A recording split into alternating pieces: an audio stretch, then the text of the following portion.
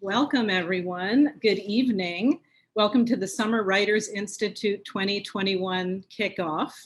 My name is Sylvia Sukop. My pronouns are she, her, and I am director of this year's institute. Founded in 1996, the Summer Writers Institute at Washington University in St. Louis has been a summer home for writers for a quarter of a century. A place where writers jumpstart new creative explorations, hone their craft skills, and build community among fellow writers. More than a few have gone on to publish their work. Our mission extends beyond the high quality instruction delivered by our diverse, award-winning faculty to provide a welcoming, inclusive, and affirming space for writers of all backgrounds and ambitions. Tonight, we are some 40 or 50 students and 7 faculty members who will be participating over the next 3 weeks in classes and workshops and talks and panels. We'll be exchanging ideas and pages as we explore the exhilarating possibilities available to us across genres in poetry, fiction, and creative nonfiction. Though we are all at different stages in our development as writers, we are all stepping up with intention and focus together at this moment to do this work individually and together. To help us launch this communal endeavor, I am delighted to welcome tonight's keynote speaker, Janet Fitch.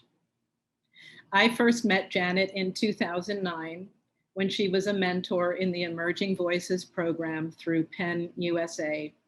And I was just that, an emerging writer, living at that time in Los Angeles, looking for connection and guidance, just as many of you are today.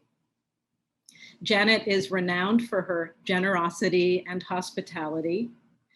And I was thrilled to learn that she would be hosting us at her home in the Silver Lake section of LA. This is when I was in the Emerging Voices program. At that point, I had never been inside the home of a famous novelist. In a city brimming with celebrities, she was a genuine star in the literary firmament, an Oprah's book club best-selling author whose novel was made into a movie and translated into 24 languages. But she was utterly warm and welcoming and down to earth. She served us homemade appetizers and nuggets of hard-won wisdom about the writing life and how for her, it was not a matter of overnight success, but an achievement earned through unwavering effort and determination. Over the years, Janet and I became friends, and when I invited her to speak with us in the Summer Writers Institute, she did not hesitate. I don't think it's anything special about our friendship, but rather about her absolute commitment to supporting anyone serious about writing. Janet is the author of the #1 national bestseller, White Oleander, a novel translated into 24 languages, an Oprah Book Club book, and the basis of a 2016 feature film, Paint It Black.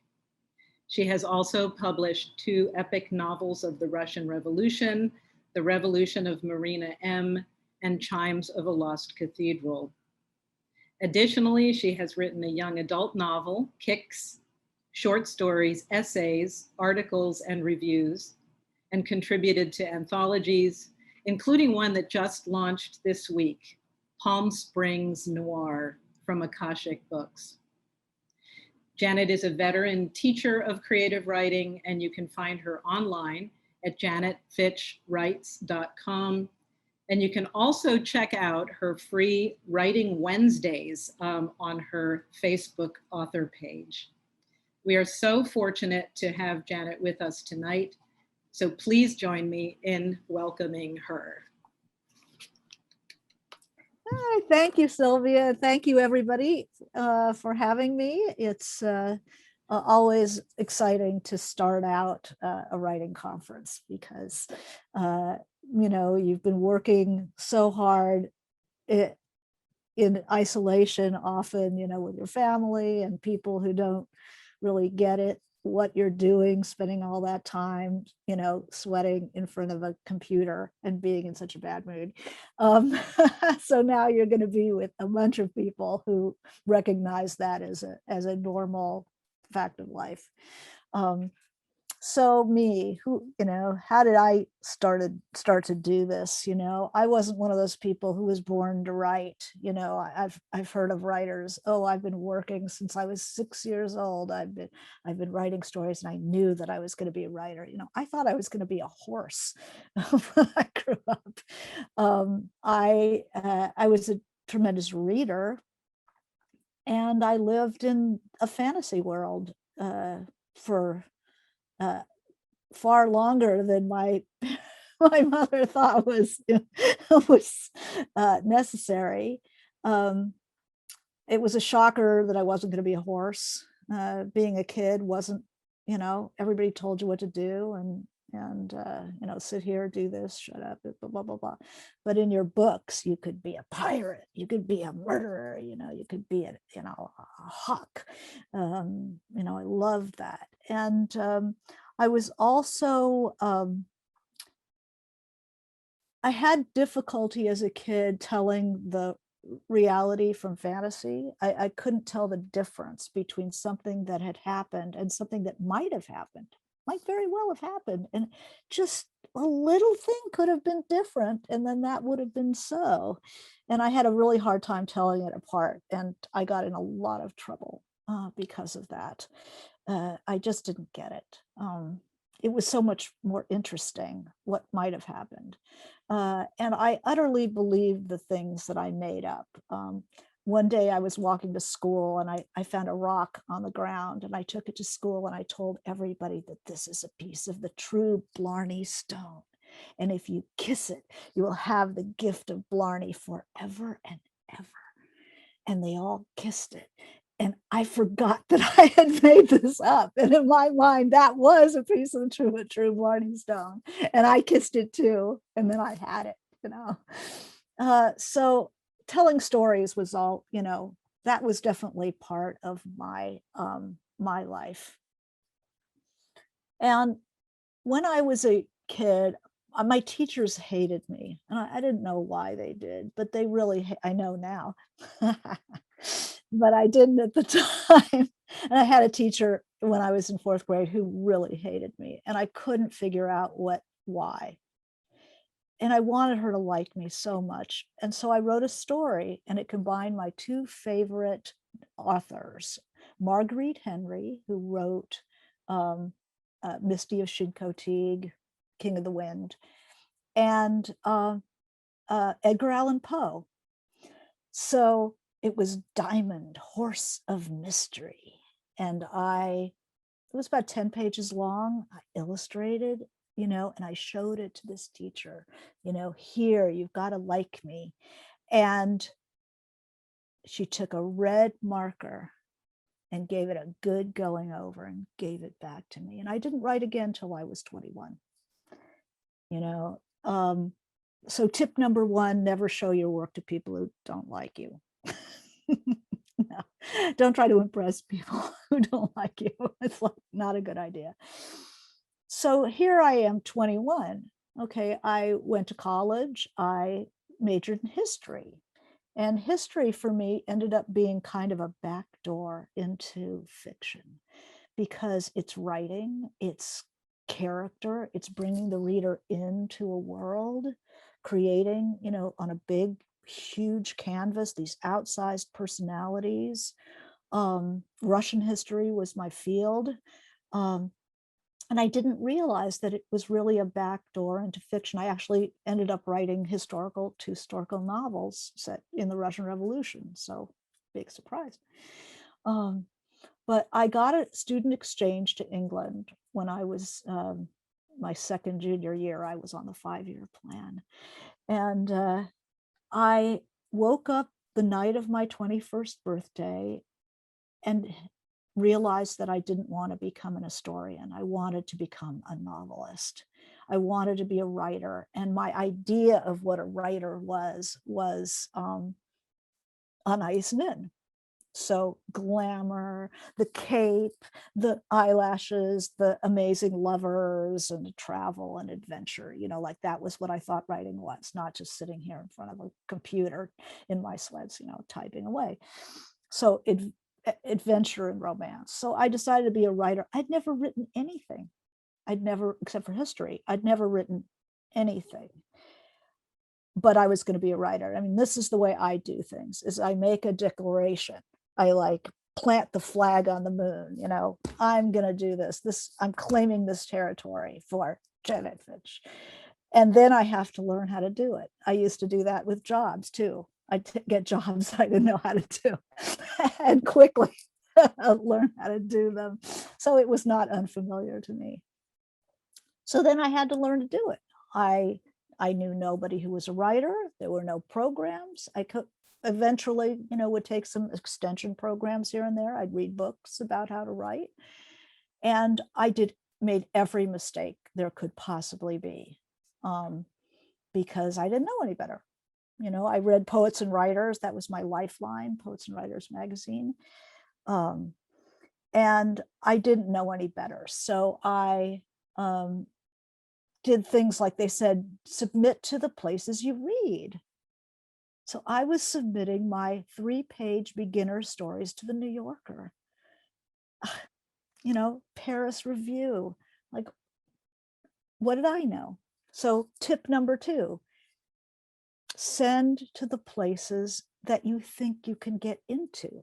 Read the journals, the magazines, and if you're reading them and you go, I could do that, I could do that, I could do better than that, that's where you send it. Because when you go to publish a longer work and they see that you've published in these smaller journals, they know it's hard even to get published in Left Eyebrow Gazette, Dog Breath Review. That is still a worthy publication. So don't hesitate to send to the places you can get into, and then you can start working your way up. So that's a second bit of information. So I did everything wrong. It took me 10 years to publish my first short story. It wasn't just the New Yorker problem. There was some problem. I was getting better. I was learning. I was taking extension. But there was some problem. I got so many rejections. When I sold my first book, I put them up on the walls of my living room, and they reached from the baseboard to over my head on all 4 walls of my living room. So the rejection, I would have 30 stories out at a time. Rejection, rejection, rejection. My ex-husband wanted me to quit and go to law school. But my family nickname was Bulldog.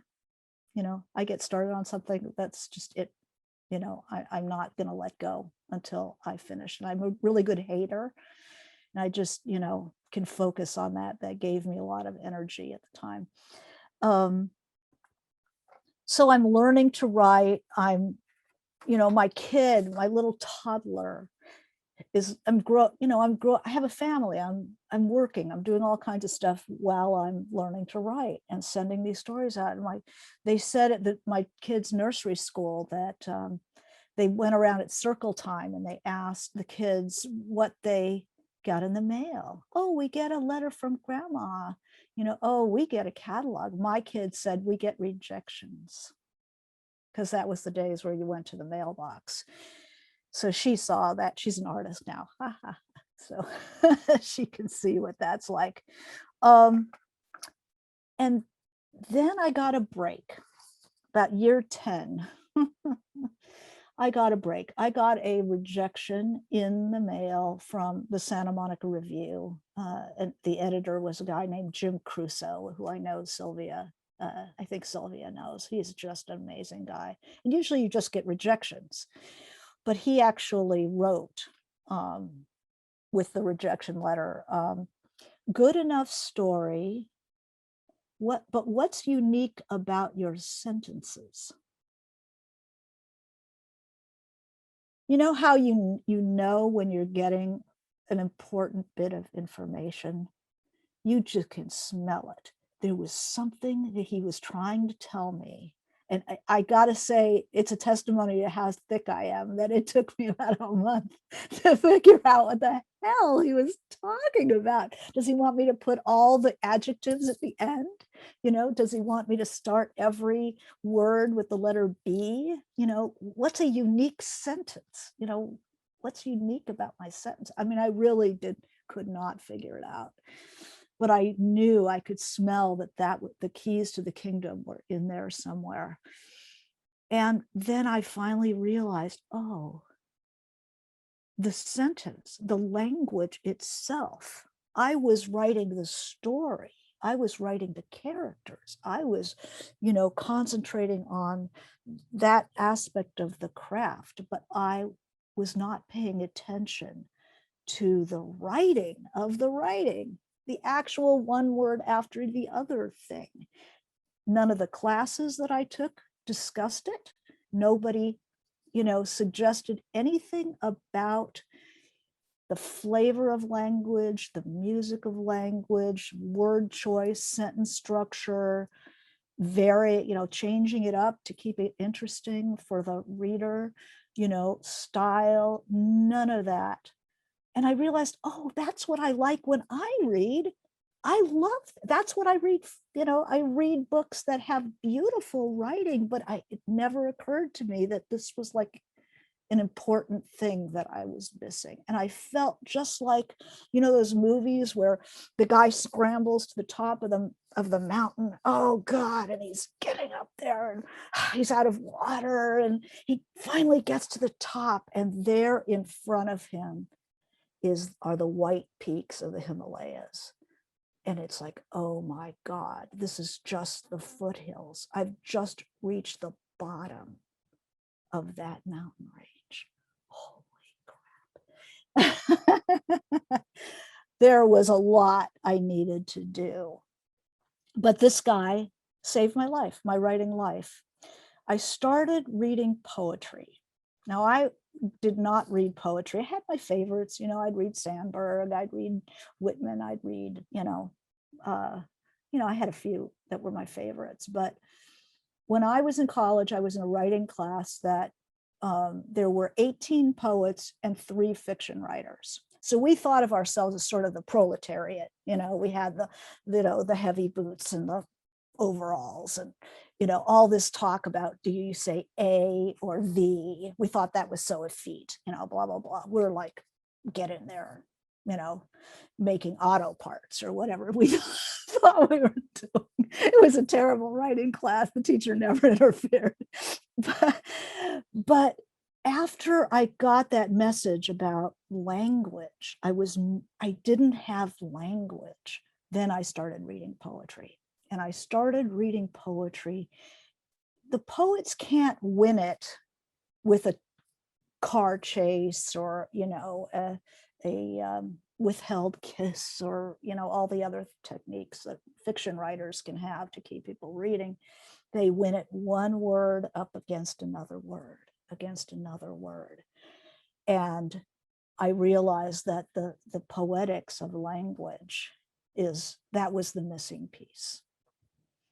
And prose writers need to reach for that level of kind of the micro level of writing, the granular stuff. And so I started reading poetry out loud, started listening to poets reading their stuff, and not poetry for the eye, like E. Cummings, but poetry for the ear. So people like Dylan Thomas and Anne Sexton, T.S. Eliot, Brodsky. I would listen to tapes, so I knew what it was supposed to sound like. And I started reading poetry out loud so I could hear it in my head. I could feel it in my mouth. There's a crunch to good writing. It's crunchy. It has corners. It has really interesting shapes with the vowels. So I started reading for 10 minutes, and I make my students do this, my fiction students do this. Read poetry for 10 minutes before you write, And then that affects your prose. You find yourself compressing things, firming up flabby language, getting some corners, getting some crunch in there, some sound, because you eventually will end up reading your stuff out loud. Even if you're a fiction writer, if you're writing nonfiction, you get a book tour. Guess what you do? You go from town to town and you read aloud from your book. So the music always matters. And I think even unsophisticated readers who might not care, they might not think they care about language, but they know that they can feel the difference. And when you have a sophisticated reader, they both enjoy the story and they enjoy the writing.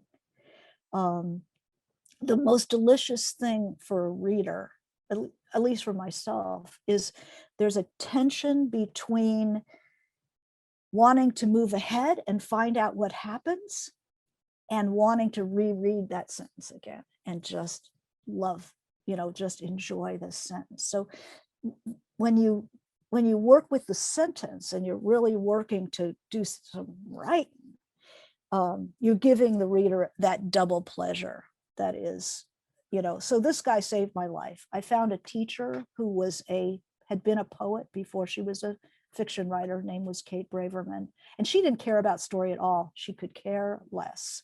So luckily I had that piece, so I didn't lose my way.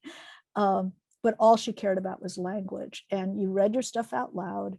And if something was good, she might read it again after you were done, slowly. And it's like, she'd say, yum, yum, because there's this beauty, it's delicious when writing is good.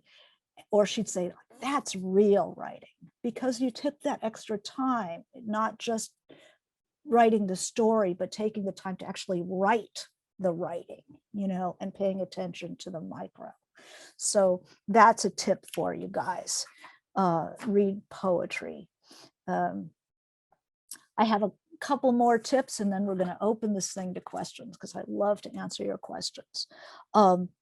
Nobody gives a damn whether you write or you don't write in your regular life. So knowing writers is really, really helpful, because no writer wants to see another writer stop, because the pressures are the same on all of us. Nobody really wants us to do this unless they're successful.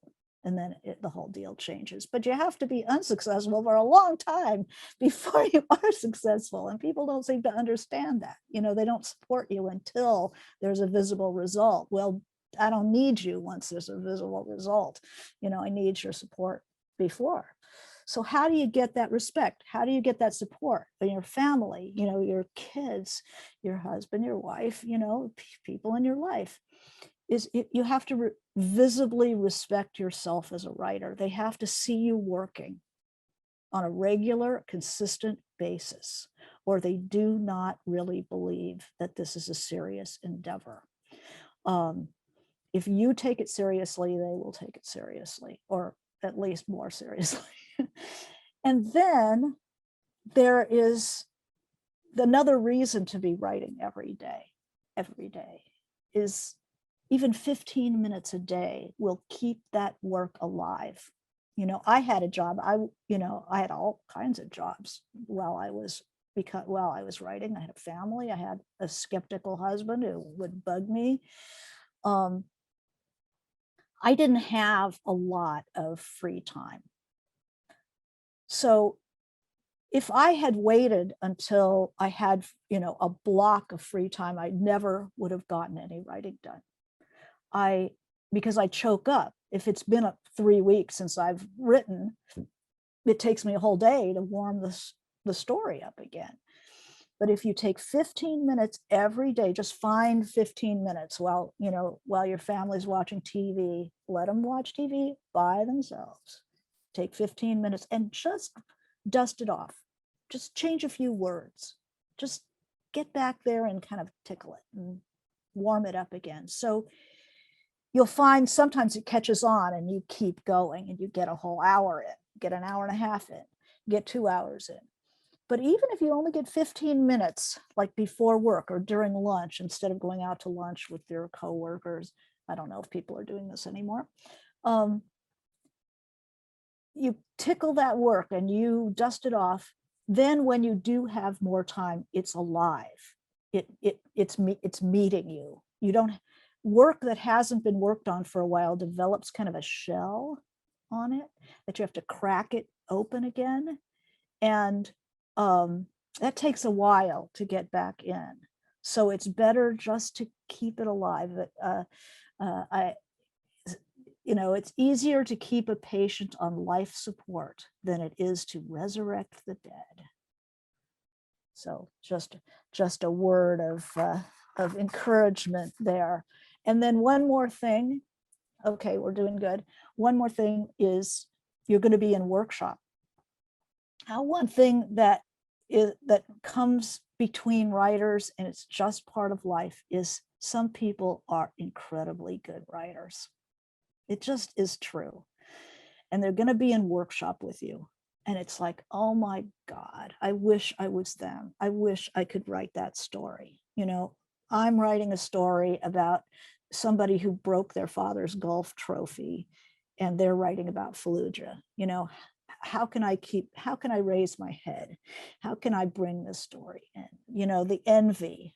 I read Michael Ondaatje and I was like, why can't I be Michael Ondaatje? Because I can't. Because everybody has to pull water out of their own well. Annie Dillard said, the self is the bearer of the paint box, of its inherited contents, of obsessions and fascinations, which means you are the paint box. And the things that interest you, the things you know about, that's what you create out of. I can't pull water out of Michael Ondaatje's well. He pulls what, it's his well. I have to pull water out of my own and do, the most remarkable things I can do with it, and with the language and with the characters, and making it a compelling story. But it's my well. And, somebody was telling Beyonce was in a slump in her career. I don't know if anybody remembers that. She was in a slump. She was trying to figure out what she wanted to do. Should I do more like Rihanna? Should I do this? Should I do that? And somebody says, just do more, be more Beyonce, do more Beyonce, get better contact with your own well, in other words.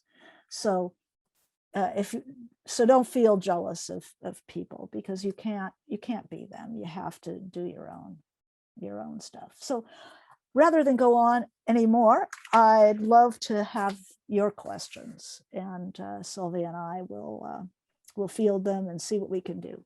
Thank you so much, Janet. Wow, I've been taking notes as you've been speaking. We're going to go right to some questions that are already here in the Q&A. This is from one of our faculty members, Ron Austin. Hi, Ron. Hey, Ron. He says, I wanted to say thank you for White Oleander. I remember reading it in college and being blown away. Oh. I was wondering how much research is too much research. What's the balance between using imagination to improvise and weaving in details pulled from the world? Oh, that's such a good question. And a really important question, because I was heading to become an historian. I'm really careful about research, because you can research and follow the rabbits into the next county, and then you have to pull all that stuff out again. Ooh, look. So what I do is I imagine and research simultaneously. So I only research what I am writing at that time. I don't let it get too far afield.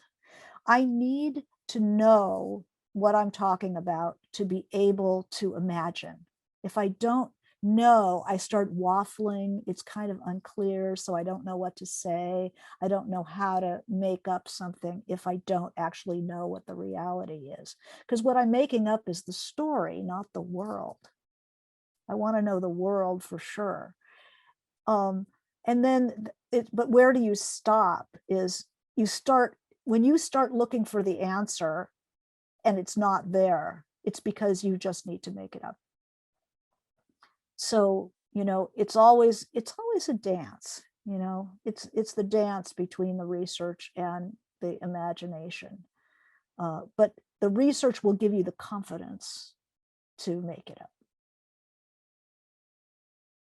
That's great. Thank you, Janet. Next question from an anonymous attendee. Were there historical novelists who inspired you? And if so, who? And this person also says, I love how you lean in to jobs you didn't know how to do. Historical novelists that inspired me. No, it's more historians. For the historical novel, it was more the historians that inspired me and the novelists that inspired me just to write fiction. But you have to remember that War and Peace was an historical novel. Tolstoy was not contemporaneous to those people. That was like 80 years earlier. I like history, so I feel very comfortable there. Mm-hmm. Great, thank you. So this is from another faculty member, Saher Alam. She says, thank you so much for sharing your story about recognizing a good piece of advice, and especially your candor about how long the apprenticeship period is with writing, if it ever ends. Can you talk about the workshop experience, especially the preparation of feedback for others? Oh yeah, I found as a participant that I actually got more out of what people said about other people's manuscripts than my own, because I'm very emotional, and when it's my own piece, I'm just already halfway into tears as it is very hard for me to take in things. Whereas when I would hear good crit of other people's work, I could hear that, and I went, oh my God, I do that too. Oh my God, I did that in my manuscript. Oh no. And then by the time they got to my manuscript, I'd already seen a lot of the problems with it. So it's sometimes much better to, just be aware. When as far as creating criticism for others, I concentrate on the big things, like what's the one thing I could tell that person that would make that manuscript 80% better? Rather than nickel and diming that person, they exhaust the other person. If you feel no connection to the work, it's in a genre that doesn't interest you, it's a point of view that doesn't interest you. For me, say sports, I just don't care about sports. I look for that one piece of advice that would make it better for itself, not for me. It doesn't have to be for me. If it's in a genre that is not your cup of tea, you can still help them, like, oh, this is a fantasy novel, not generally my wheelhouse, but, I feel that, say, fantasy and science fiction built worlds. It's even more important to be sensually rich than it is in conventional novel, because you're creating a brand new world and you want it to seem real to the reader. So you have to sell it even harder. You've got to get those sensual details. I can use that as a crit. It's really important to couch your critique in a way the other person can hear it.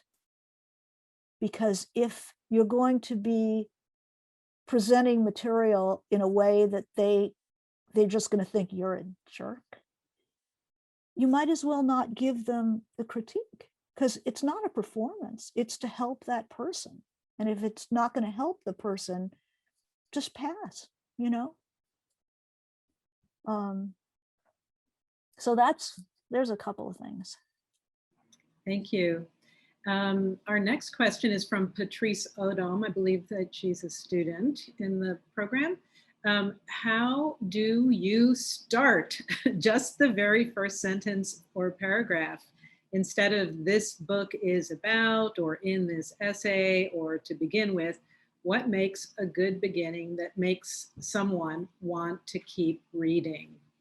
Well, usually the beginning is not the first thing you write. Mm.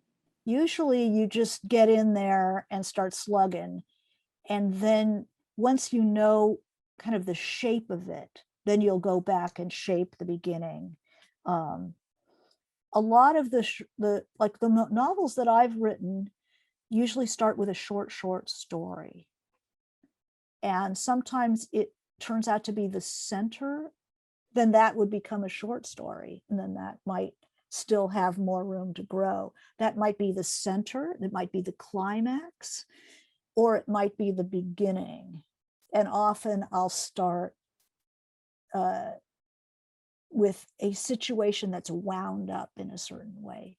Characters who are wound, and the situation that presses on their traits is how I'll start that story. I feel that it's wound up, or I can wind it up and then let it go.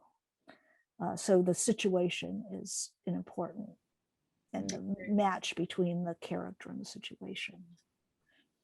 Thank you. Next question. Was there a time when you knew you had found your voice, or has it been a continual process with each new work? Yeah, it's a continual process. Each novel has its own voice, its own music. The White Oleander was very lyrical because the mother was a poet. And so this daughter grew up with a very lyrical music in the voice. The second book, Painted Black, was a punk rock novel, and it had a more staccato rhythm. There are also certain poets that infuse each book, because we'll read the poetry, and there's certain poets whose voice comes through the novel, and their music will affect it. And the reader, I don't think, can pinpoint it, but I can hear it. So each, the Russian novels were informed by the poets of the Silver Age, the Revolutionary Era, Mayakovsky, Tsvetaeva specifically, and Brodsky, who's like a big fan. I'm a big fan. Thank you.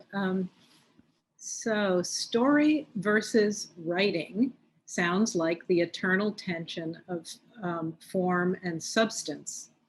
Do you create story first and revise many drafts to craft the writing? Or do you hone the story in your head with multiple research first before putting it in writing? No, I'm definitely the draft, but it's not just one draft and then go back to the beginning and another draft. I go back every day to the stuff I wrote yesterday or a couple of days back and rewrite that. So I do this thing, the 15 minutes, of cleaning it up to get back in. I do that myself. So every chapter, I might have gone over that material 12 times before I gone on to the next chapter. And then I might go, get to the end, or where I'm at now. I'm 2/3 of the way through, and I'm getting rid of characters. So now I'm going back to the beginning, getting rid of characters and continuing to address the language. So, each piece of the book I might have gone over, 20, 30, 40 times. So that's my process. Thank you. So Lauren Hodes asks, you talked about drawing from your own well. How do you keep your well full? And especially when you were first starting out, how did you tend to it?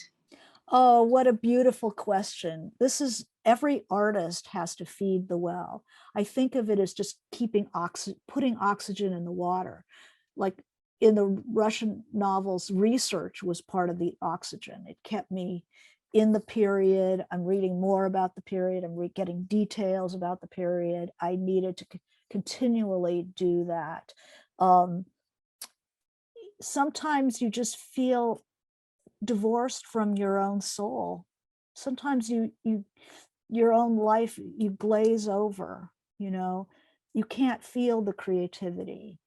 And I have a Writing Wednesday about this, so in case you want to check that out. But I go back to the source of my excitement about writing. So I go back to certain books that make me want to write. You're looking to read books, not like a bag of Doritos where you eat it and that was good. You want to be reading stuff that makes you want to throw the book down and start writing. So I'm always looking for those books. I have a few on my shelf right in back of where I sit writing that I can reach and read a paragraph or two, a page or two. Marguerite Duras, The Lover, Lee Young Lee, The Winged Seed. He's a poet and that's a memoir, but it excites me. Just Kids, you know, Patti Smith. There's a bunch of them. And I'm always looking for books that will excite me like that. So that helps put me back in context. The other thing, there's a wonderful book called Free Play, Improvisation in Art and in Life by a guy named Stephen Nachmanovich. And he's a jazz violinist and improvisational violinist. And he's saying, you know, everything is up for play. It's even during the editing period, you can always break out and do something fun. You know, you have to keep it fun for yourself. And so it's really important to feed that writer inside, you know, and keep it fresh. The Russian formalists, which is the avant-garde during the revolutionary period, were into something called defamiliarization, and the surrealists did it too. They had games they would play. The surrealists would go out in search of the marvelous, and anything could be marvelous if you were looking for the marvelous, right?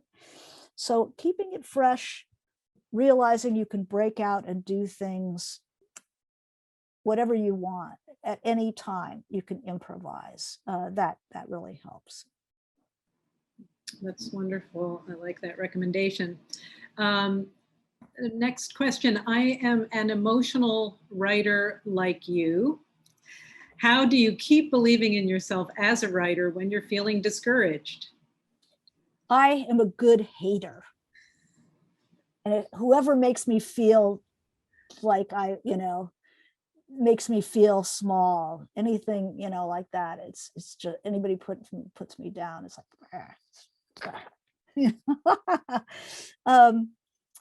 how do you keep from being discouraged? It becomes part of your life. Writing becomes part of your life. It's how you think about the world. It's how you think about the moral facility. It's how you decide what you think about things, you know. So what would you do without it? You know, even if you're discouraged, the idea of stopping, then what? You know, I'd go crazy. I would go mad. I would become insane without it.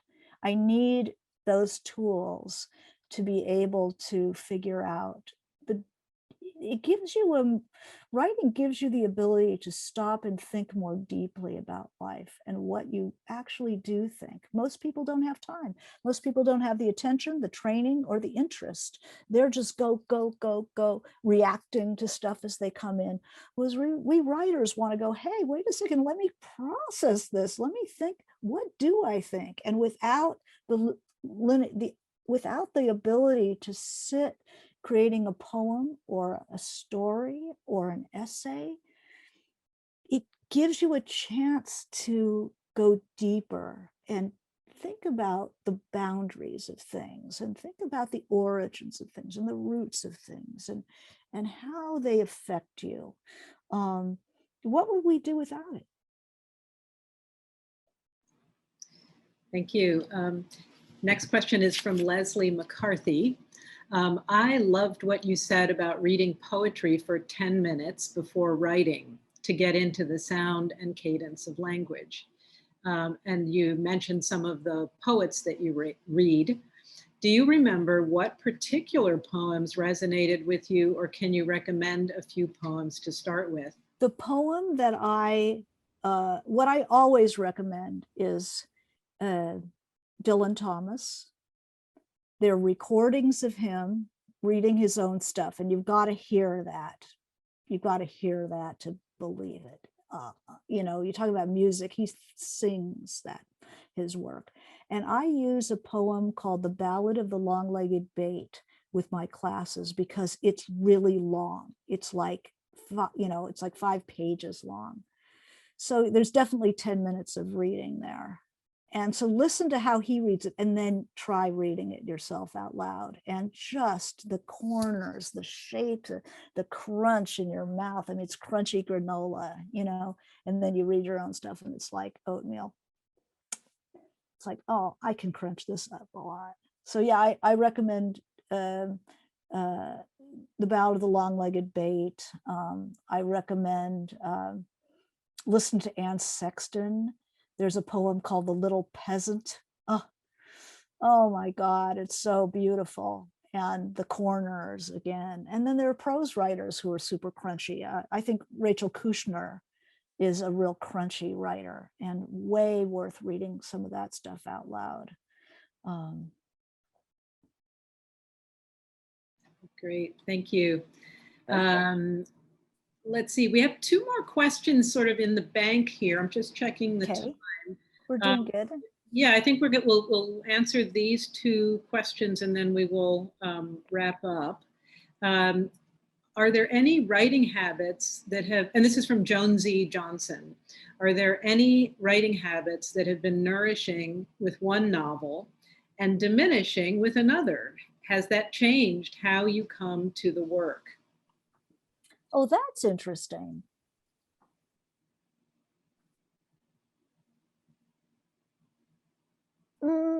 Some books are night books and some are day books. That Painted Black was a night book.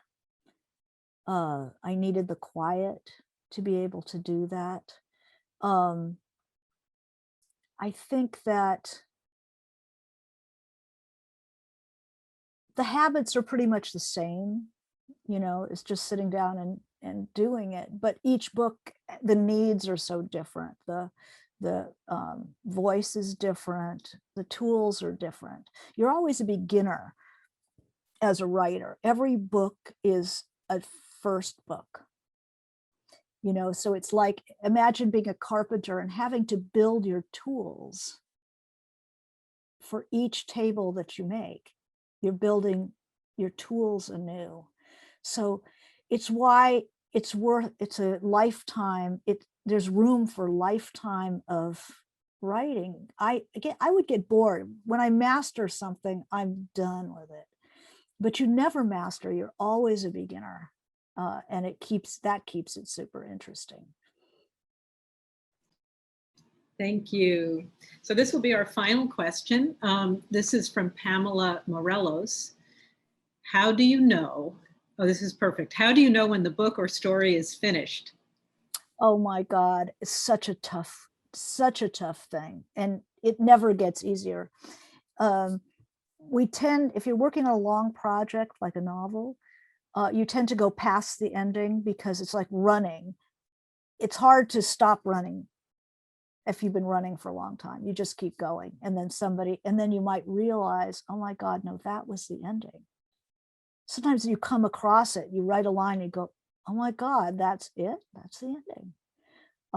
Sometimes what I find sometimes is that you keep changing it for the different.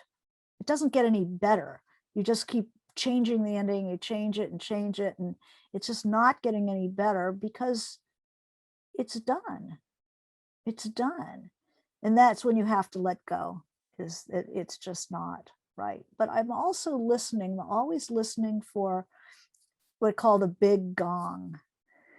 And so what you want to do is you want to get to the point, it's usually not the climax, it's after the climax, as things are kind of settling into a new configuration. And then you end it in a way that it's like there's one of the old studios has its studio logo was a guy, hitting this enormous gong. I forget which studio it was. And if you do it right, the big gong, and it resonates, boom, and it resonates back through the book and back. And so that the reader, when they close that book, it's still resonating in their head. And you want to not deafen the reader, but you want to introduce that resonance with the ending in a way that they don't need to pick up another book for a week or so. That rich, fulfilling feeling that a good ending gives a book. And you just work for it. In Paint It Black, my second novel, just to find that big gong, it took a while. Short story endings are more delicate. Sometimes just a look at the mystery, and then you just leave it there. And the women walked out of the sea, the famous Cheever ending. They're more delicate. I would say go through short stories if you're writing stories or novels and look at the endings. Write them down. I keep notebook, a lot of 3-ring binders, and one of the entries is, paragraph endings of short stories, beginnings and then endings, because a good ending is a beautiful thing. And here we are. Thank you. That's perfect. Thank you so much, Janet. If we were in the hall together, I know the applause would be rising. I just want to thank you so much for your insights and your amazing intellectual and creative energy. You're really an inspiration. And turning to our students and our faculty, I wish you a productive and engaged 3 weeks together. I know that we will be seeing each other periodically at some of our other programs, and then most especially at the final closing event, which is an opportunity for you to read from your own work. I know some people will be shy and nervous about this, but we highly encourage it. I think, yeah, Janet can speak to how important readings are, it's